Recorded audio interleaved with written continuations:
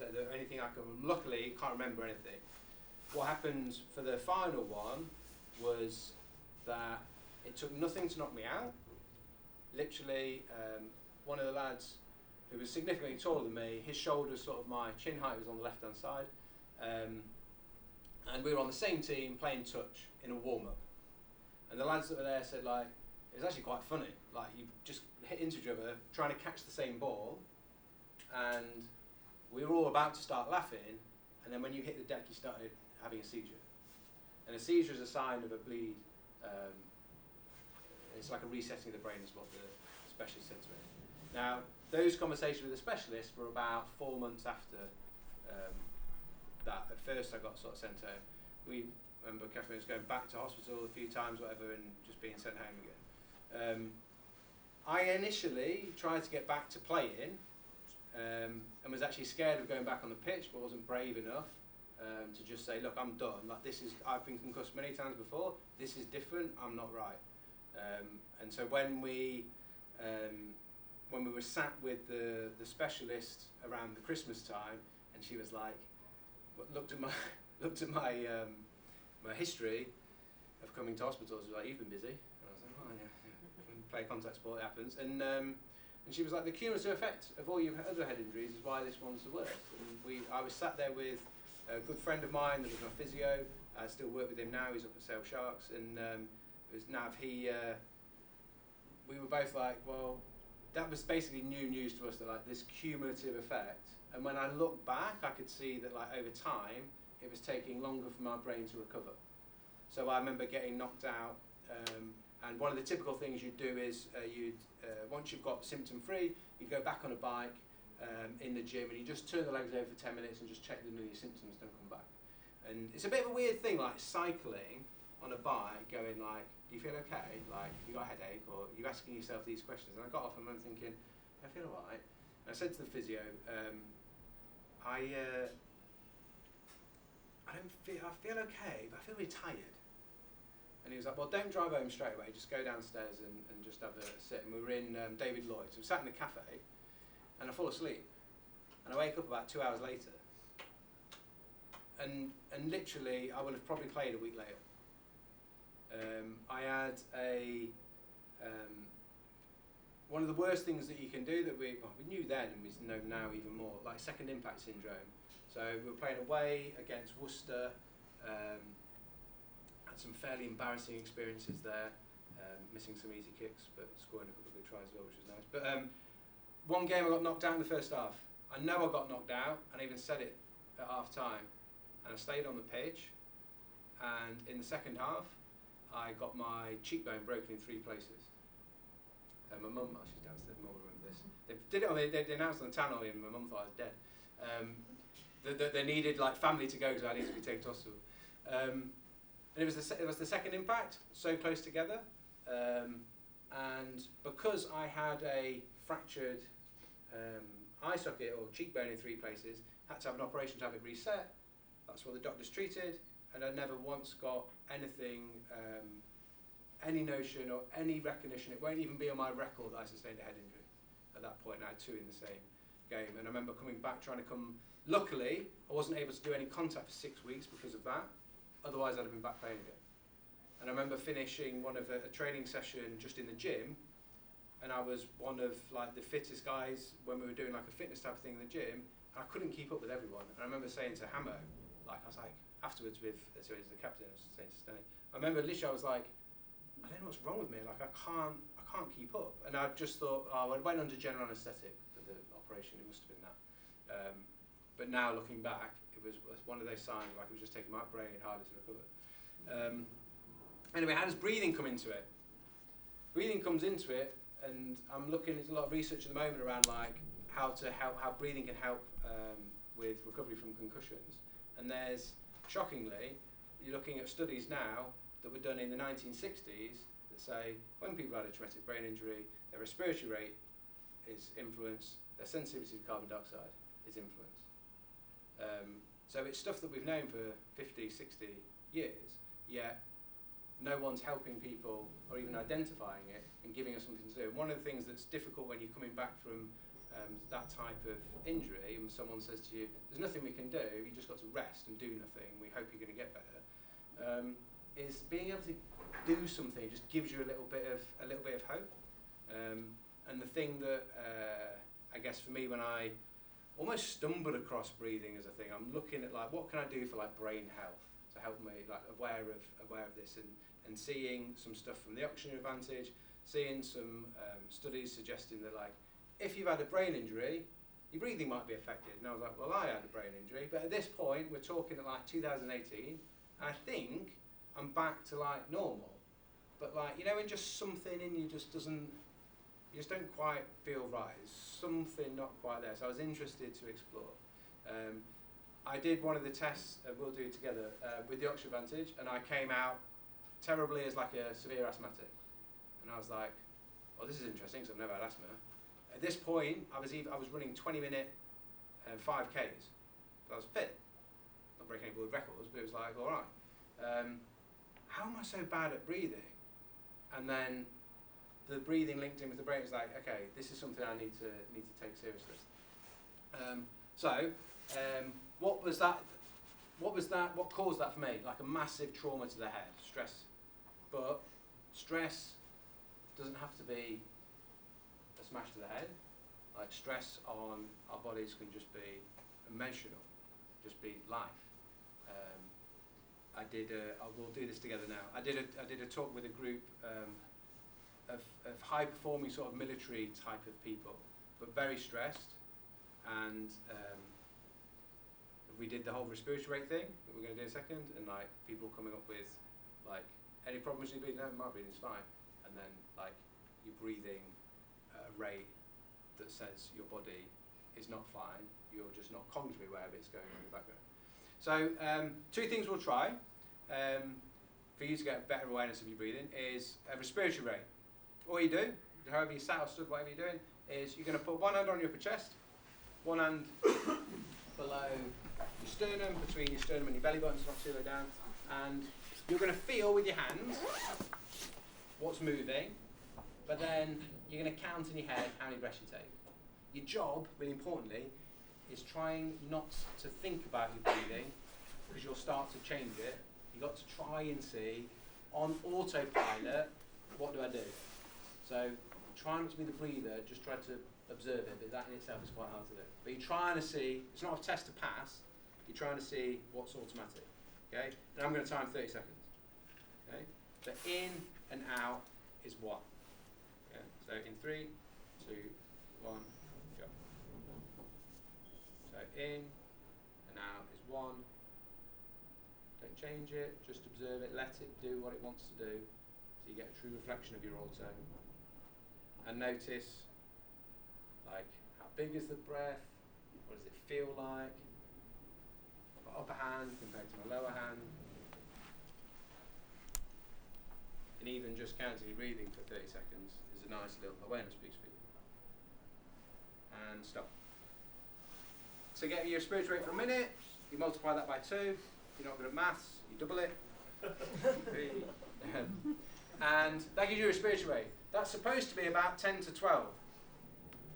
Yeah. When I'm running now, because I've done a lot of training for this, if I'm running at like a 5-minute or 5-minute K is like 50 minutes for a 10K. Again, it's not breaking any world records, but it's a decent pace. I'm breathing at about 20 breaths per minute. A lot of people are walking around in life, not even walking around, sat doing that, and you ask them to count their breathing, and you might be close to 20. You're running, your body feels like it's running even though you're doing literally nothing. That's a sign of like stress, that's a sign of poor, inefficient breathing, which will affect, because breathing is linked into your heart rate, your blood pressure, your immune system, inflammation, it's linked into that stress response. Like you can change physiologically what's going on inside with how you breathe, but also what I found really beneficial at the start was like listening and finding out about your breath gave you a mark of like, how am I actually doing, rather than just, I'm alright. So how are you doing? I'm alright. Like, particularly for blokes, I think that we're not in tune, it's difficult to be in tune with yourself. Particularly, and I'm thinking to the rugby lads, well, when you play a physical contact sport, and females can do it as well, obviously, my sister played rugby. But if you do quite a physical contact sport or other thing, there'll be other things in life that make us do this as well. but you get very good at dumbing down your ability to feel and listen to your body, because anyone that's done things like that, most of the time you're playing with some sort of injury, but you're just okay enough to like actually play. So you get good at not listening to the body, switching it off, and then you say, "How are you doing?" "All right." And it's like you listen to your breathing, and it'll tell you like you're stressed as hell, but you just don't realise it potentially. Okay. The other one is direct one from the Oxford Advances is the Bolt score, which tells us how sensitive we are to the buildup of carbon dioxide. The respiratory centres in our brainstem monitoring carbon dioxide to modulate your breathing. And when you're under stress and your breathing changes and your respiratory centre gets altered, you become much more sensitive to it. When you're sensitive to carbon dioxide, you breathe faster. When you breathe faster, you breathe shallower, and that's inefficient.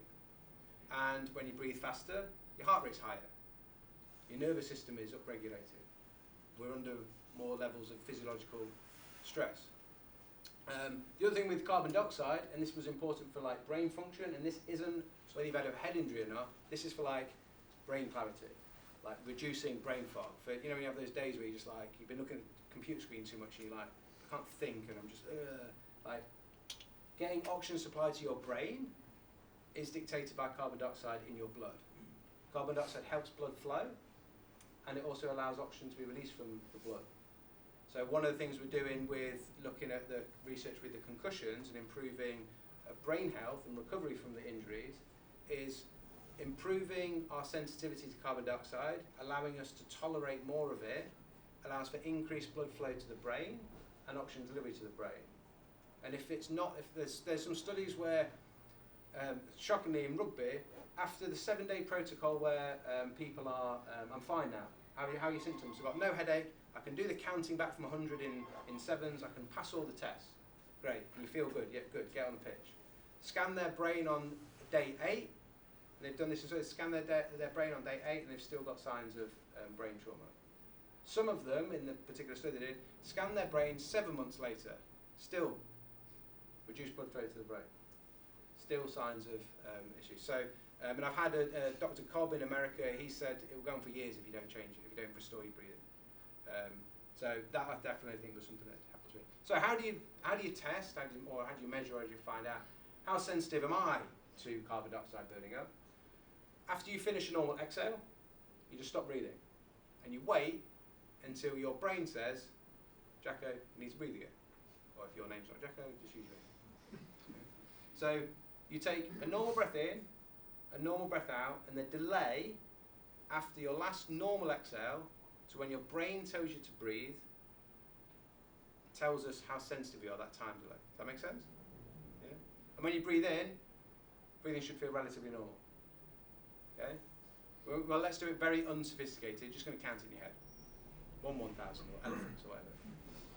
But just to get you a bit of a gauge. So just take a normal, gentle, relaxed breath in and out, and then just pause. Just count in your head. I did 9 seconds, and that end of 10 is like, it's not good. We want it to be about 25 seconds or above. Yeah. Anyone there? Anyone still get it? When you breathe in, it shouldn't be like because you're trying to use no willpower. There are different holding techniques where we do use willpower, but that's for definitely for another day.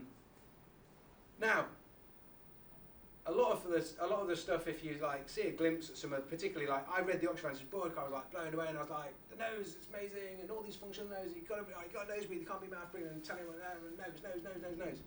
And then for my own self, like that was the main thing that I took away from it. And for my own self, I was like, right, need to nose breathe.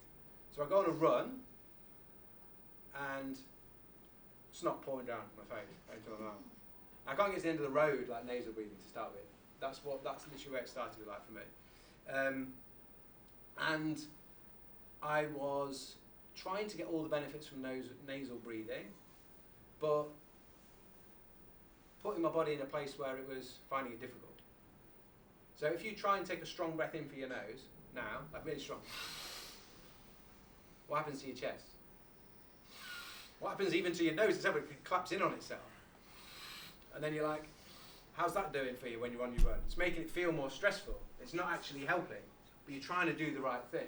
So just because you are nasal breathing, it helps you potentially with a number of things around getting the air in, but in terms of the mechanics, doesn't mean that you're going to breathe well with your ribs and your diaphragm.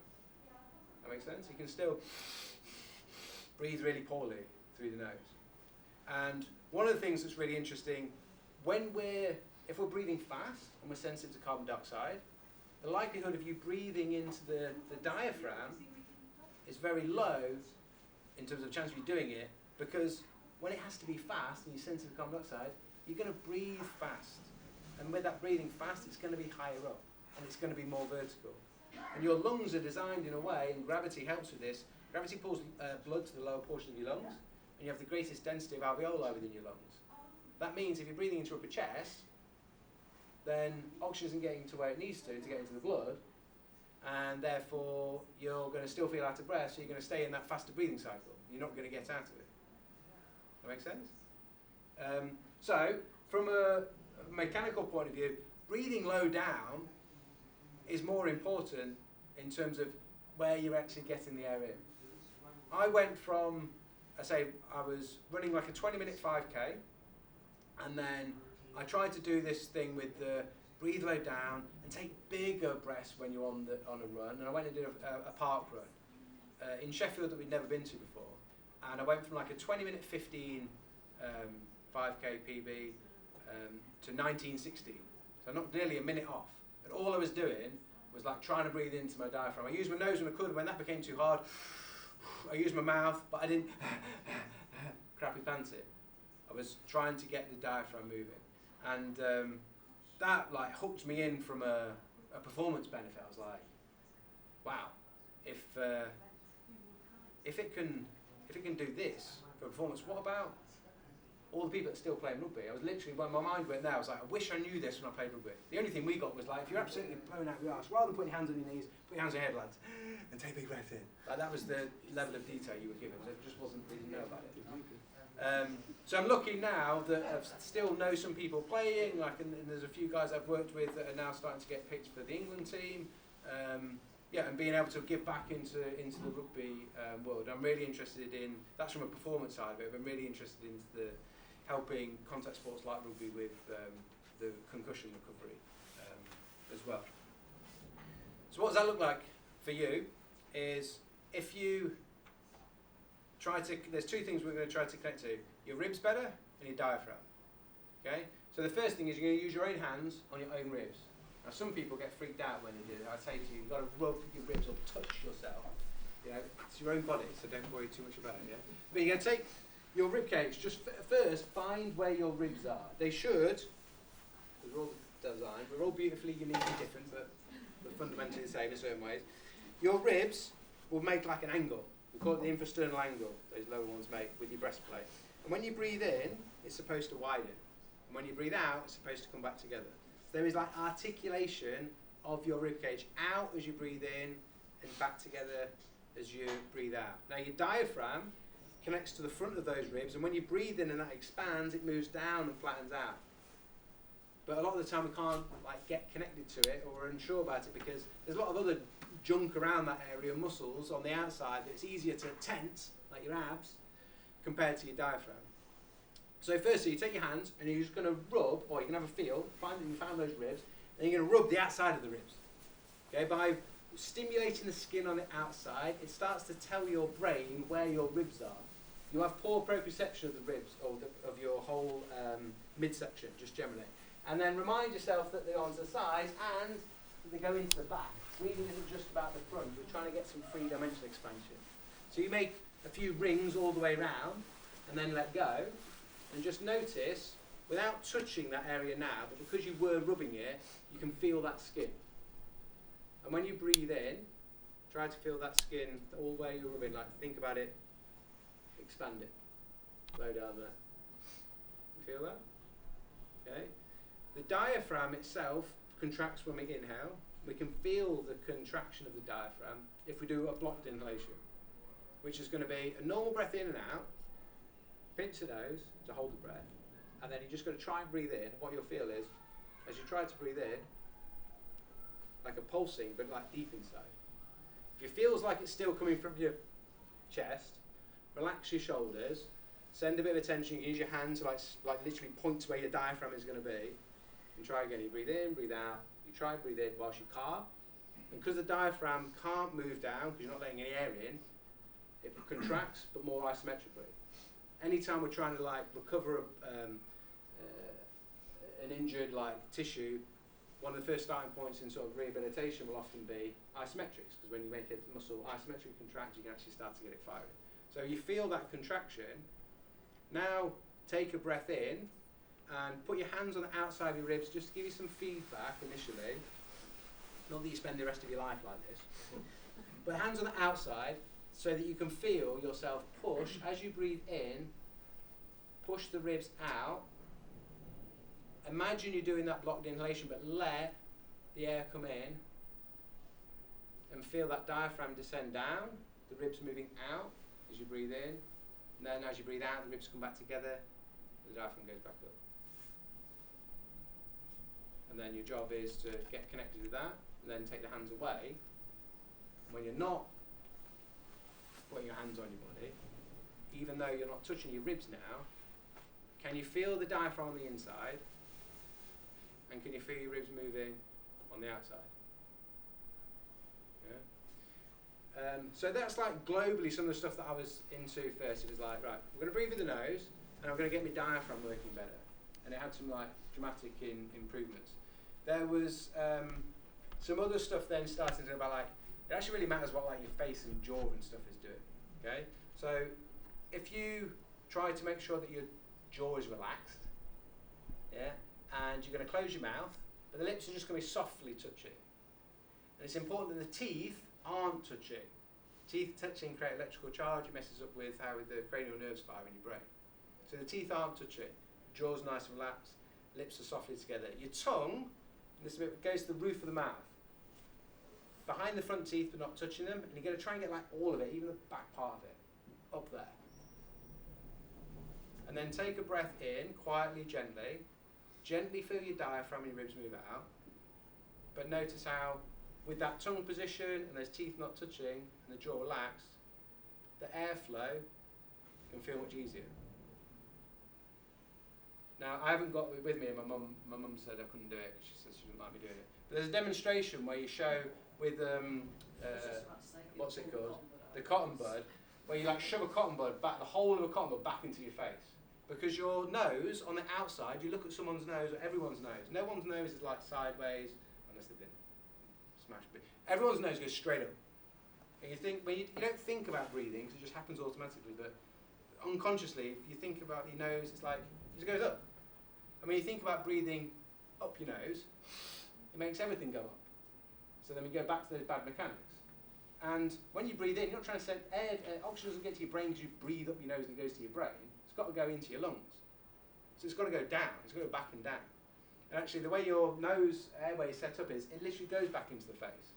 So for a lot of the time for people, we demonstrate, we show, or just explain that, think about breathing into your face rather than breathing up your nose. With those things, with the connection to your diaphragm, with the ribs moving, with the teeth not touching, jaw relaxed, tongue to the roof of the mouth, you just gently breathe into the face. And when you breathe into the face, you tend to feel more of a lateral three-dimensional expansion low down. And this is the type of thing that I love about training the breath or teaching about the breath, is that it's so simple. None of it's hard. And that's because I believe that your body knows how to breathe, and you just have to have a few simple little cues to help set them up, or set ourselves up to do it correctly. Rather than the auto, in stress mode, will always go to faster, shallower, often even mouth. Yeah? Cool, so hopefully that feels a little bit better. And then some of the other things has been a case of, after seeing what it's being able to do for performance, recovery, and then seeing how it's changed, like for me, how I sleep and how I'm able to like focus and function and stuff, seeing what else can breathing do around the brain and around our our bodies. And I found it extremely difficult to start with to just sit and do a breathing practice. So I'd be agitated and there's more than one way that we can go about things. In that, as you see from the documentary, from the run, I started getting into running. I got one of the reasons I found the running really good for breath training was that rather than me sitting still and trying to be still and notice my breathing, because when you're sat down or stood doing nothing, your breathing should be relatively gentle. We don't know if it's dysfunctional or not. We can't feel it. But as soon as you start going out on a run, your demand for oxygen goes up, the amount of CO2 your body is creating goes up, your stimulus to breathe goes up. So then you get to play with, like, not running so fast that you can't control it, but just running on that edge of like, oh, okay, I can feel my breath now, right. Hold on, no, so I am up at chest speed, right, I need to breathe my diaphragm. So it was like going to a place where, can I control the speed and the size of my breath and the quality of the mechanics of how I'm doing it by using running as the tool to help us do that. Because there's only two things that your brain can do with your breathing. Again, why it's nice and simple. You can change the speed of it, and when you're stressed, it goes fast. Or you can change the size of each of those breaths. That's it. Speed and size, you can't do anything else. And so, with running or exercise, the speed and the size of the breath are going to get influenced. The stress, like training is a stress, exercise is a stress. Depending on the dose of it, and whether you give yourself time to recover, depends on how well you adapt. But the stress of exercise will make the speed go up. And when you lose control of your breath, the mouth fast panting starts to become really inefficient. You knowing that I've got the speed and the size, can I take bigger breaths to help me slow the breathing rate down when I'm exercising? Was one of the keys that I found for helping use running to train improvements in my breath. Now you can flip that on its head. Rather than moving, exercising to increase my breathing demand, because if I say I was back to 2013, I couldn't go running because it took me over a year to run without getting headaches. I couldn't do that exercise. But knowing now, you go, okay, if I'm just sit still, but rather than, or the opposite of running is, I'm running, increases my breathing demand. If I stay still and don't do anything, and then reduce my actual breathing, and I've got those two things to work on. I can reduce the speed of my breath, and I can reduce the size of my breath. And that's actually going to be able to train my ability to breathe better. Does that make sense? Like the opposite of the running. But it's harder to sit still sometimes. Now, one thing to note is the brain's got those two things, and it's very clever. Your brain's clever than you are. You slow your breathing down, it goes, no worries. I can keep this whole system the same by just taking bigger breaths. So as we slow our breathing down, what we're trying to do is resist the urge to let the brain do that automatic thing of increasing the size of the breath. That way, you actually get to train your respiratory system to be more efficient. You'll basically breathe less air. You'll take less breaths. They'll be smaller. That's calming for your nervous system, calming for your body, because it's not having to do as much of the thing it's got to do to keep you alive on this planet. That makes sense? So, there's not one of the things I'm enjoying the most equally now, as much as listening and playing with my breath when I'm running, is actually doing a more of a meditative style practice of literally being still. And I wanted to just finish the session today with that for you. Yeah? And then we'll draw the breath. So, seated or standing, and this is a good thing of like, it doesn't matter where your position you're in, you need to be able to breathe well. Okay? But all I want you to do, to start with, is just close your eyes, because just taking away that external visual stimulus just allows you to go a little bit more internal. And if you're comfortable to do it, you don't have to. And just try to feel that gentle movement of the diaphragm as you're not doing anything. And I'm going to gently guide us to breathe a little bit slower gradually, and you're just going to gently resist the urge to take a bigger breath that your brain wants you to do when you make it small. So first, just get that feeling and sensation, it's small at the moment because you're not doing anything, of the movement of the diaphragm down and out as the ribs move out. It's small, it's gentle, so you have to focus your attention on it to notice. Okay? And then with the jaw relaxed, tongue to the roof of the mouth, teeth not touching,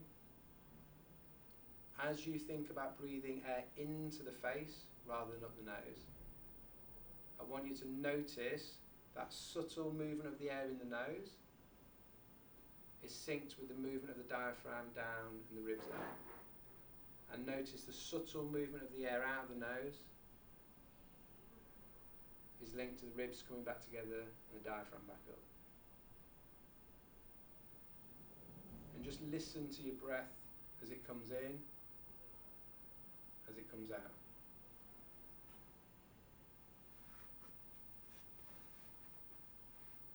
Just listen to it. Feel it.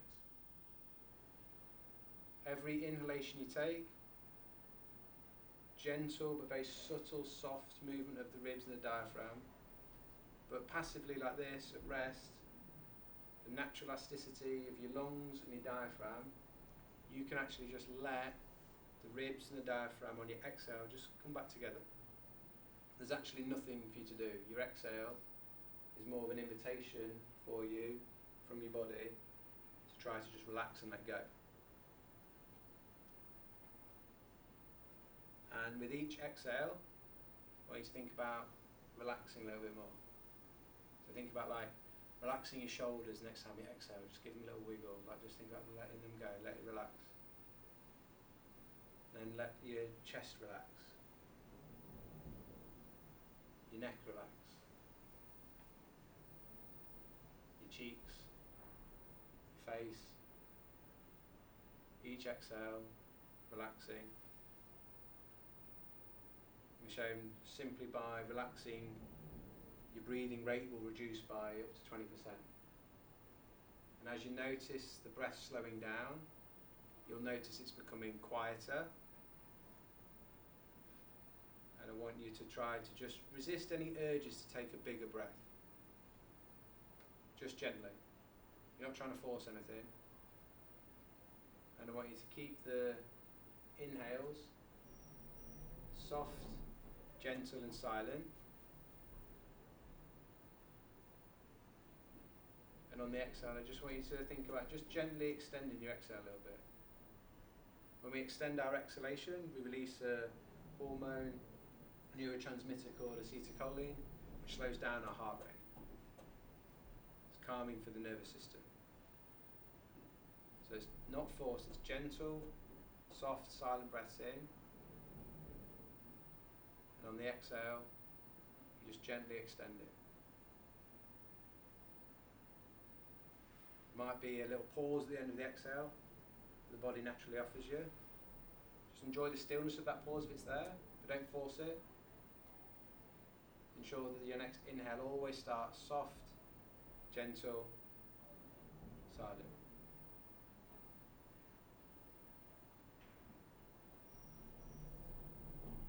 There'll be times when your mind will wander.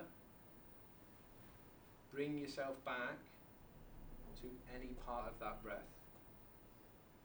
Whether it's listening to it, whether it's feeling the diaphragm, whether it's noticing the ribs, whether it's the inhale, whether it's the exhale, or whether it's that gentle pause between breaths. It's quite adapt probably today. It's really nice to focus on that pause between the breaths. Nothing's happening. You're not breathing at that point. You're not trying. Nothing's moving. You're not making any noise.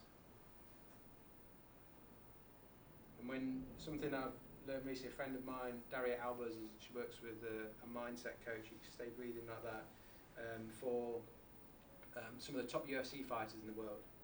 And she's having amazing results with them. And she explains the meditation side of it in a way that really made sense to me. In that when your mind wanders, yes, bring yourself back to any part of that breath that feels good to you. But understanding the thoughts in this way, that if you imagine you've got a pen in your hand. If you were holding a pen in your hand right now, there's no point you would think you're that pen. There's no point that you would think that that pen was an extension of your arm or your hand. You observe the pen, and by observing the pen, you know you're separate to the pen. And you let go and you put the pen down.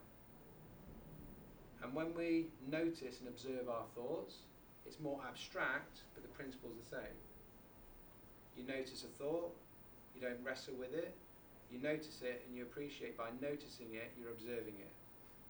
When you observe it, you are separate from it, just like the pen. You know it is not you. You're not your mind. And you bring yourself back into the body by focusing on the breath, that one thing that's always there for you, all the time, always happening in the background.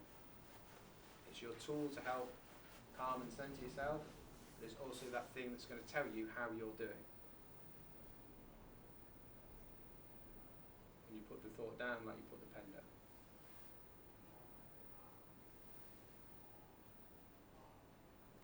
Okay, if you have your eyes closed, if you open them, just let your breathing return to normal. And then what I like to do with people is just to wake up if you fell asleep.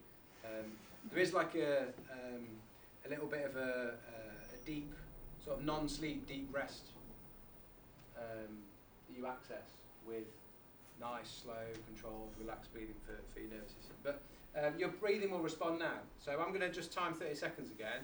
And if you put your hands so you can have a bit of a feel, and just count your breathing again. But don't control it, just like before, just let it go auto. But has the auto, just in a few minutes, does the auto change?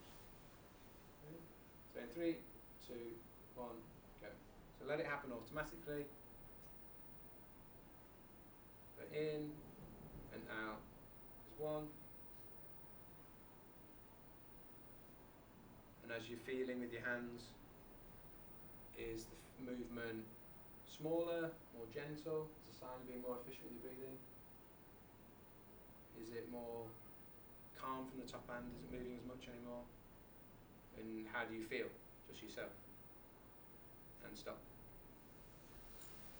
So you double that number, or you multiply by 2, and then just give us has it gone down? Yeah. Some people it have gone down a lot. Maybe. And it is, what did you do? You just focus your attention on your breath. The thing about your breath is it's happening inside of you, so it helps with that connection internally to you, not your thoughts. And it's happening in the here and now. But your next breath hasn't happened yet. The breath you're on is always a brand new moment and a brand new now. A lot of the stresses we get in life come from not being able to get into that place. And yeah, I was fighting against that for a very long time. The need to train breath to help with the brain health. And the way in was running allowed me to experience it. And then, not that I still enjoy the exercise, but coming back into being able to use the breath to be aware of myself and how I am actually doing, and then using it to create a place where we can be calm and we can be present. And it doesn't have to be anything grand or anything at all. It can be a couple of minutes to, or maybe 30 seconds before you eat your lunch, your breakfast. Because anyone notice, if you have a little swallow, anyone notice more saliva building up in their mouth? Yeah, that down regulation, that relaxation response, that parasympathetic arm of the nervous system kicking in, is part of rest digest. So doing that gets you present for eating a meal. You eat a meal 3 times a day.